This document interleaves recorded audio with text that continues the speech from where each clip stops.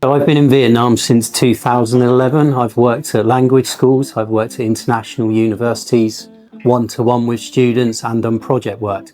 It's hard to avoid IELTS, it's so big within the Vietnamese market. I think the learning environment in the class, I want the students to do as best as they can do, so I like to keep it relaxed and friendly. However, you do need to keep them all on track there to make sure they are doing what they're supposed to be doing and not too relaxed at the same time.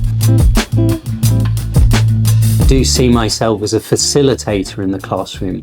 What I like to do is get the students to do most of the work. So what value do I add? I think that really occurs by giving feedback through speaking, feedback through writing. And also within the listening and the reading, it isn't just simply getting the students to do the activity, but explaining to them why answers are what they are and how to take the IELTS test. You need to know what you're doing well and where you're going wrong and where you need to improve. You should focus on and what maybe you're so better at, so you spend less time working on.